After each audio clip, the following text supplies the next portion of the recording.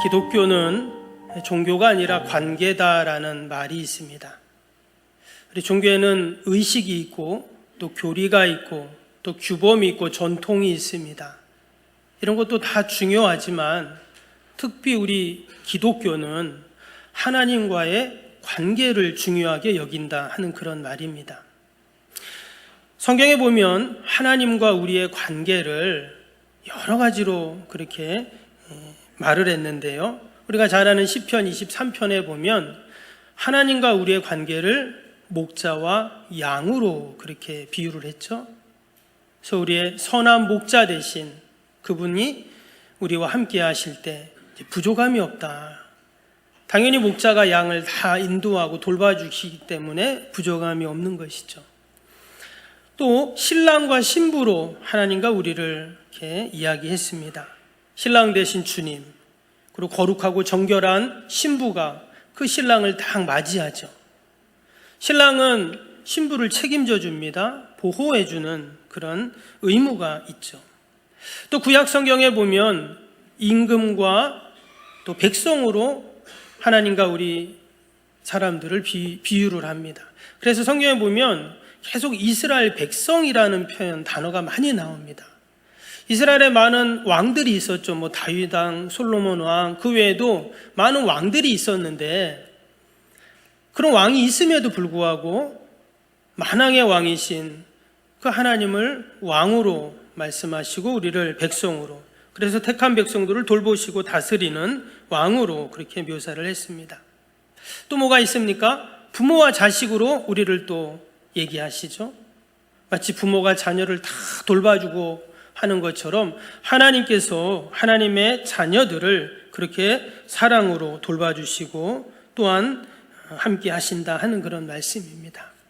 오늘 요한복음 15장에도 보면 하나님과 우리의 관계를 또 이야기하고 있습니다. 특별히 예수님과 우리의 관계를 비유하면서 포도나무와 가지로 그렇게 비유를 하고 있어요. 5절을 다시 한번 보면 나는 포도나무요, 예수님이시죠.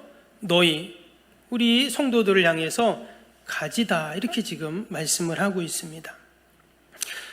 여러분, 주님이 포도나무이시고 내가 가지라고 하는 이 말씀은 과연 어떤 의미가 있는 것일까요? 여러분, 포도나무와 가지는 사실 하나죠. 가지 따로, 포도나무 따로 이렇게 말하지 않습니다. 그냥 포도나무에 가지가 붙어 있기 때문에 포도나무와 가지는 한 몸이다, 이런 말입니다. 그래서 예수님과 우리는 하나라는 거예요. 당신의 몸의 일부, 아니 한 몸이다라는 것을 이 포도나무와 가지의 비유를 통해서 우리에게 말씀을 합니다. 사도행전 9장에 보면 사도 바울이 예수님을 만나기 전에 그가 다메섹으로 가다가 거기 가는 이유가 그거였죠. 예수 믿는 사람들을 고발하고 잡아가두고 죽이는 그런 일을 하기 위해서 다메섹으로 가다가 예수님을 만나게 되죠. 그때 갑자기 섬광 같은 불빛이 번쩍하더니 음성이 들립니다. 그때 예수님이 그런 말씀을 하시죠. 사울아, 사울아, 왜 내가 나를 박해하냐, 핍박하냐, 이런 말씀을 하세요. 그러니까 바울은 깜짝 놀랍니다. 그리고는 제가 언제 예수님을 박해하고 핍박했습니까?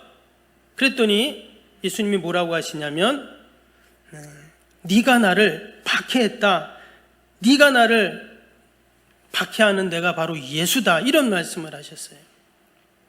이 말의 의미는 예수님을 박해한 게 아니라 그는 예수님 믿는 사람들을 박해했잖아요. 근데 예수님은 네가 나를 박해했다 그랬어요. 즉 예수님께서는 예수님을 믿는 사람들과 자신은 하나다라는 것을 말씀하신 겁니다. 한 몸이라는 거예요. 즉 예수 믿는 사람들이 아파하면 예수님도 아픈 거예요. 예수 믿는 사람들이 잡혀가면 예수님도 잡혀갔다는 거예요. 예수 믿는 사람들이 슬픔을 당하면 주님도 슬퍼하시고 고통을 당하면 함께 고통을 당한다 하는 얘기를 하고 계신 겁니다. 그래서 여러분, 주님과 내가 한 몸이라는 말은 나의 아픔이 주님의 아픔이 되고 주님의 아픔이 나의 아픔이 되는 그런 의미가 담겨 있습니다. 지난번에 아침 식사를 하다가 이렇게 생선을 먹었는데요, 이 조그만 가시가 이빨 사이에 끼었습니다. 근데 이게 아무래도 안 빠지는 거예요. 그래서 막 이쑤시개로 막 했더니 막 나중에 피도 나고, 그래서 뭐 이제 빠지겠지 그러고 있는데, 이게 하루 종일 이 신경이 쓰이고 나중에 머리까지 막 아픈 거예요. 근데 이거 갖다가 병원 가기도 그렇고, 그래서 그냥 있다가 저녁 때 안 되겠다 해서 막 칫솔질을 막 했어요. 그랬더니 나중에 그 이빨 사이 잇몸에 끼었던 조그만 가시가 이렇게 나오더라고요. 정말 눈에 잘 보이지도 않는 조그만 가시였는데, 그게 이빨 사이 잇몸에 딱 끼니까 뭐 하루 종일 아프고 막 제대로 뭘 할 수가 없었어요. 여러분, 바로 우리 몸이 그렇죠. 우리 몸은 다 연결이 되어 있습니다. 그래서 어느 한 부분이 아프면 그게 작은 가시가 찔렸어도 다른 모든 것도 아프고 괴로워하는 것이죠. 근데 마치 예수님께서 우리를 자신의 몸으로 여기신다는 것이 이런 거예요. 우리의 작은 아픔도 예수님도 아파하시고, 우리의 작은 괴로움도 예수님도 괴로워하시고, 또 내가 눈물을 흘릴 때 우리 주님도 여러분 눈물을 흘리시는 주님이신 줄로 믿습니다. 이사야 53장 3절 말씀에 보면, 그는 멸시를 받아 사람들에게 버림을 받았으며 간고를 많이 겪었으며 질고를 아는 자라. 마치 사람들이 그에게서 얼굴을 가리는 것 같이 멸시를 당하였고 우리도 그를 귀히 여기지 아니하였도다. 예수님께서는 마치 우리하고 똑같이 세상에 사시면서 온갖 고난들을 당하셨다는 거예요. 때로는 사람들에게 멸시도 받기도 하고, 그래서 간고를 많이 겪었다 하는 말은 어렵고 고통스러운 삶을 살아오셨다는 겁니다. 또 질고를 안다는 말은 질병을 아신다, 질병을 겪으셨다, 이런 말이죠. 그런 이런 고통의 삶을 우리 주님은 살아오셨기에 우리의 고통을 아시고 우리의 아픔을 아시고 우리의 연약함을 아시고 우리를 불쌍히 여기십니다. 히브리서 4장 15절 말씀에 보면, 우리에게 있는 대제사장은 우리의 연약함을 동정하지 못하시리가 아니요 모든 일에 우리와 똑같이 시험을 받으시니로되 죄는 없으시니라. 여기 보면 우리와 똑같이 시험을 받으셨다 그랬어요. 즉 우리의 연약함을 누구보다 예수님은 잘 알고 계시다는 거예요. 그래서 여기에 보면 연약함을 동정하지 못하실 리가 아니요 동정해 주신다는 거죠. 이전 성경에 보면 체휼해 주신다 이렇게 쓰여 있습니다. 말 그대로 그 아픔의 현장에 계시고 아픔을 함께 나누시고 또한 그 아픔을 온몸으로 함께 겪으셨던 우리 주님이시기에, 여러분 주님과 내가 한 몸이라는 이 말 속에는 주님께서 나를 누구보다 잘 아시기에 나를 위로하시고 동정하시고 또 나와 함께 하시는 우리 주님이신 줄로 믿습니다. 감성 아이콘 새벽 편지라는 사이트가 있습니다. 거기에 보면 행복의 열쇠라는 글이 있는데 거기에 이런 내용이 나옵니다.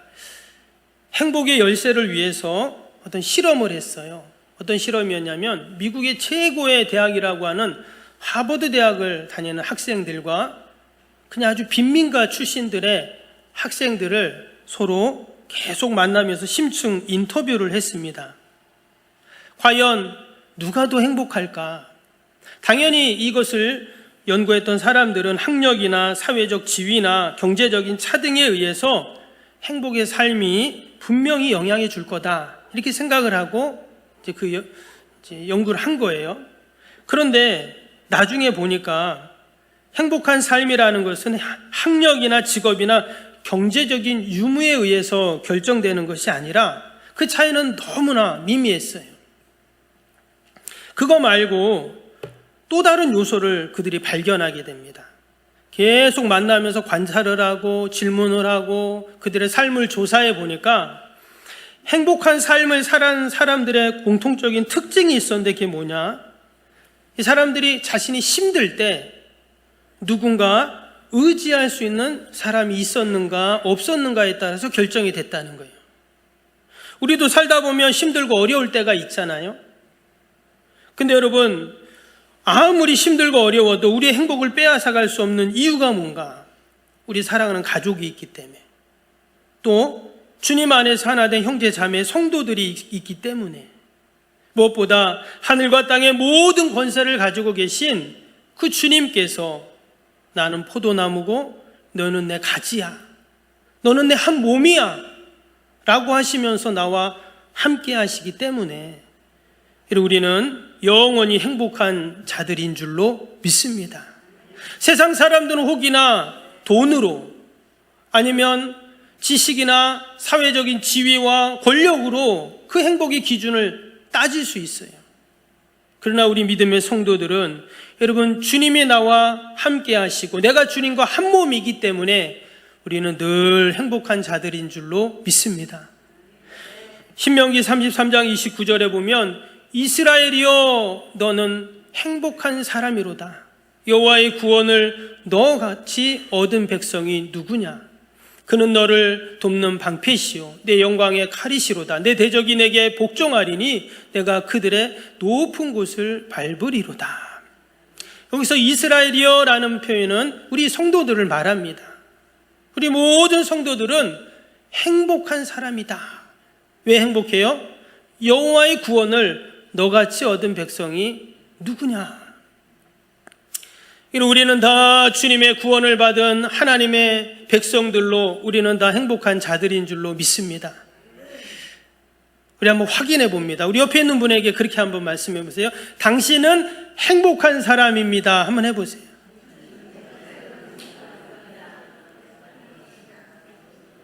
뭐 쑥스러우면 내 자신에게 합니다. 해보세요. 나는 행복한 사람입니다. 해보세요.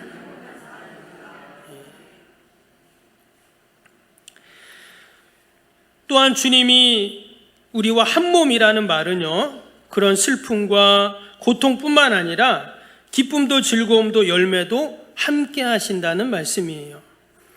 그럼 지금 포도나무에 가지가 붙어 있어요. 때문에 가지의 모든 고통을 포도나무가 다 느끼고 압니다. 근데 또 다른 한편으로는 여러분, 좋은 일도 기쁜 일도 어때요? 함께 나누게 되는 것이죠.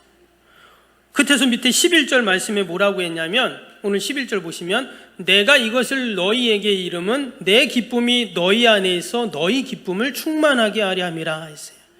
지금 내 기쁨, 그러니까 예수님의 기쁨입니다. 그 예수님의 기쁨이 어떻게 해요? 나에게 온 거예요. 그래서 예수님의 그 기쁨이 내 안에 충만하게 해주신다, 이렇게 지금 말씀을 하고 있습니다. 여러분, 현대사회는 모든 게 풍부하잖아요. 그런데도 기쁨은 빈곤인 사회입니다. 우리가 TV만 켜도 또 유튜브만 봐도 어때요? 얼마나 재밌고 즐겁고 그런 프로나 이런 것들이 많습니까? 아이들이 저쪽 방에서 막 그냥 히득히득 막 웃는 거예요. 그래서 얘네들이 왜 저러지 하고 이렇게 가보니까 유튜브 보면서 막 웃고 있어요. 희죽희죽. 왜? 거기 재밌는 게 많이 나오거든요. 근데요, 우리나라가 OECD 국가 중에서 우울증 발병률이 1위라고 합니다. 아니, 1등을 해도 왜 그런 걸 1등 하는지 모르겠어요. 뭐 자살률 1등 뭐 이런 거 있잖아요. 술 소비율 1등, 청소년 1등. 안 좋은 건 다 1등이에요, 보면. 근데 우울증 발병률이 1위라고 해요. 참 안타까운 일이죠. 제가 얼마 전에 생로병사라는 TV 프로 아시잖아요. 그거 봤더니 제목이 뭐냐면 나는 왜 예민할까? 이게 제목이에요. 이게 뭔가 하고 제가 봤어요. 봤더니 어떤 40대 이제 남자가 나왔는데 그분이 사는 이렇게 삶을 영상으로 찍어서 전문의에게 딱 보여줬어요. 그랬더니 그 의사가 하는 말이 깜짝 놀라면서 이 사람한테는 엄청나게 많은 그 진단명이 나온다는 거예요. 분노 조절 장애, 공황 장애, 강박 장애, 또 환청이 들리고 환영이 보이고 불안 증세, 두려움, 막 온갖 변명을 다 얘기를 하더라고요. 근데 이게 어떤 상황에 이제 계속 이것이 쌓이게 되면, 그러니까 그것을 해소하지 못하면 그게 또 폭력성으로 드러나게 된다는 거예요. 아주 위험한 거죠. 그러면서 또 어떤 여성분도 나왔어요. 근데 이 여성분은 자꾸 부엌에 가서 그 가스레인지를 자꾸 확인을 하는 거예요. 분명히 껐는데 뭔가 이렇게 좀 불안해가지고 또 가서 또 확인을 해요. 그리고 이제 또 소파에 앉아있다가 또 일어나서 또 확인하고 계속 그러는 거예요. 그리고 냉장고 문을 딱 열었는데 이분은 또 어떤 마음이 드냐면 이 냉장고에 반찬통을 넣어놓잖아요. 그러면은 이 반찬통이 밑으로 떨어질까봐 걱정이 돼서 전부 반찬통을 안쪽으로 다 밀어 넣은 거예요. 이게 강박 증상이죠. 그 외에도 여러 명이 이렇게 나왔어요. 그러면서 왜 이 사람들이 이렇게 예민하고 강박증이 있는가 봤더니 아주 의외로 우울증으로부터 그것이 시작이 되었다라는 거예요. 여러분 혹시 세로토닌이라는 그 호르몬 한번 들어보셨죠? 세로토닌.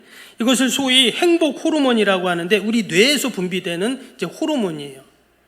그래서 이것이 우리의 감정, 수면, 또 식욕 등을 조절하는 것을 관여하는 게 호르몬인데 이 호르몬이 제대로 분비가 안 되거나 조절이 안 되면 우울증이 생기기도 하고 폭력성이 나오기도 하고 또는 아주 예민하기도 하고 심지어 자해를 하기도 하는 이런 마음의 병, 정신적인 질병을 갖게 된다는 거예요.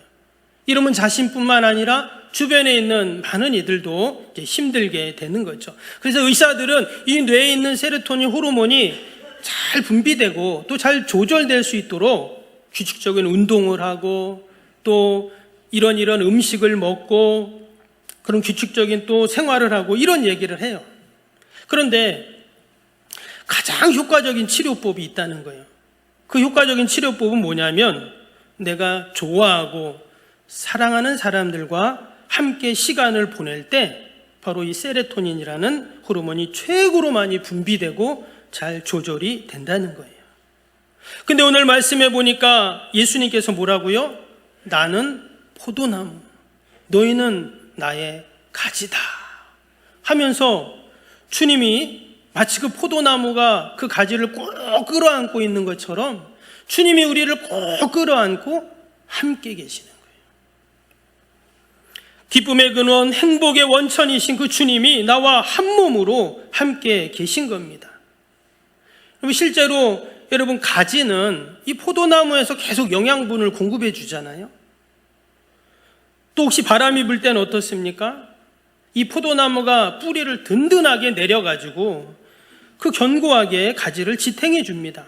또 가뭄이 들었을 때는 계속 물을 저장해 두었다가 가지가 마르지 않도록 적절하게 수분을 보내줍니다. 사실 이 가지는 혼자 존재할 수 없어요. 포도나무 때문에 이 가지는 존재하는 거죠. 포도나무와 함께 할 때, 포도나무에 붙어 있을 때, 포도나무와 한 몸이 될 때 이 가지는 진가를 발휘하게 되는 것입니다. 오늘 15장 말씀에 보면 계속 반복되는 하나 단어가 있어요. 오늘 4절에도 5절에도 보면 나오는 단어가 뭐예요? 열매라는 단어입니다. 위에 2절에도 나와요. 밑에 8절, 16절 계속 반복되는 단어가 뭐냐면 열매라는 단어가 나와요. 여러분 우리가 포도나무 가지가 포도나무에 붙어 있을 때 여러분 반드시 열매를 맺는 그런 은혜가 있는 줄로 믿습니다. 그것도 5절에 보니까 뭐라고 했어요? 많이 맺는다 그랬잖아요. 열매를 많이 맺어주시는 이런 은혜를 베풀어 주신다는 거예요. 그런데 여기서 끝나지 않고 밑에 7절에 보니까 또 뭐라고 했냐면 너희가 내 안에 거하고 내 말이 너희 안에 거하면 무엇이든지 원하는 대로 구하라 그리하면 이루리라. 무엇이든지. 그러니까 열매를 많이 맺는 양뿐만 아니라 무엇이든지 어떤 종류든지 다 이루어주겠다는 그런 말씀을 하고 계십니다. 이것이 바로 포도나무에 붙어있는 여러분 가지의 축복인 줄로 믿습니다. 밭에 농사를 짓는 우리 성도님들은 잘 아실 겁니다. 여러분 농사를 지어보면 늘 좋은 열매만 있는 게 아니에요. 그렇죠? 때로는 어떤 열매는 벌레가 먹기도 합니다. 또 어떤 열매는 중간에 자라다가 말라버린 열매도 있어요. 또 어떤 열매는 큰 상당히 큰데 맛은 하나도 없어요. 예, 맞죠? 예, 저는 농사 안 져도 다 압니다. 예, 하도 들은 풍월이 많아서. 그런데 여러분, 포도나무 대신 우리 주님께 붙어 있으면 어떤 열매를 맺을까요? 언제나 좋은 열매, 선한 열매만 맺게 되어 있어요. 왜냐? 바로 우리 주님이 좋은 나무이시기 때문입니다. 좋은 나무와 한 몸인 가지에 나쁜 열매, 말라버린 열매, 썩은 열매, 벌레 먹은 열매가 맺힐 수 없어요. 때문에 좋은 열매, 늘 좋은 나무에 붙어있는 가지에 맺히게 되어 있습니다. 주님은 저와 여러분들을 통해 또 우리 석병교회를 통해 좋은 열매를 맺으시기를 기대하시고 소원하십니다. 오늘 마지막으로 16절만 보겠습니다. 16절에 뭐라고 했습니까? 너희가 나를 택한 것이 아니요 내가 너희를 택하여 세웠나니 이는 너희로 가서 열매를 맺게 하고 또 너희 열매가 항상 있게 하여 내 이름으로 아버지께 무엇을 구하든지 다 받게 하려 함이라. 아멘. 하나님이 나를 택하셨다는 거예요. 또한 우리로 하여금 열매를 맺게 하신다고 했는데 어떻게 해요? 항상 있게 하겠다고 분명히 약속해 주셨습니다. 우리가 한 주간도 내 힘으로 열매를 맺는 삶이 아니라 주님이 나를 한 몸처럼 여기시고 열매를 맺어가시는, 그래서 늘 열매가 있게 하시는 그 은혜들을 우리가 누리는 한 주간이 되시기를 주님의 이름으로 축복합니다.